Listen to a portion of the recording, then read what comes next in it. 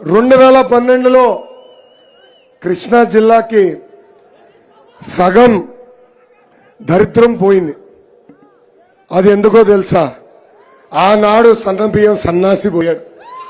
ఇప్పుడు మిగిలిన ఇంకో సగం దరిద్రం పార్టీని నుంచి పోయింది. అతని పేరే వంశీ. ఈ పిల్ల సైకో చాలా పెద్ద తప్పు చేశాడు. దేవాలయం లాంటి గన్నవరం తెలుగుదేశం పార్టీ ఆఫీస్ పై దాడి చేశాడు.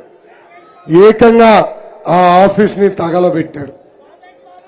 అతను గెలుపు కోసం పనిచేసిన తెలుగుదేశం పార్టీ కార్యకర్తలపై, నాయకులపై దొంగ కేసులు బనాయించి ఏకంగా జైలుకు పంపించాడు ఈ పిల్ల సైకో. ఆ పిల్ల సైకోకి భయం పరిచయం చేసే బాధ్యత ఈ లోకేష్ తీసుకుంటాడని గన్నవరం కార్యకర్తలకి నేను హామీ ఇస్తున్నా. అంతేకాదు, షాక్ ట్రీట్మెంట్ మనం సినిమాల్లో చూసాం. నిజమైన షాక్ ట్రీట్మెంట్ ఈ పిల్ల సైకోకి ఇచ్చే బాధ్యత మీ లోకేష్ తీసుకుంటాడని ఇక్కడున్న కార్యకర్తలకి నేను హామీ ఇస్తున్నా. తెలుగుదేశం పార్టీ కంచుకోట గన్నవరం.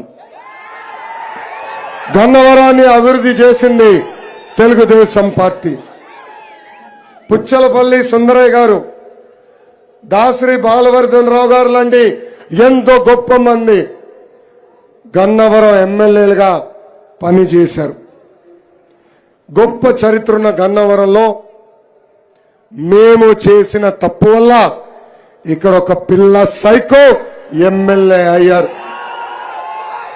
గన్నవరం ప్రజలకి మీ లోకేష్ హామీ ఇస్తున్నాడు, మళ్ళీ ఆ తప్పు ఈ జన్మలో మేము చెయ్యం.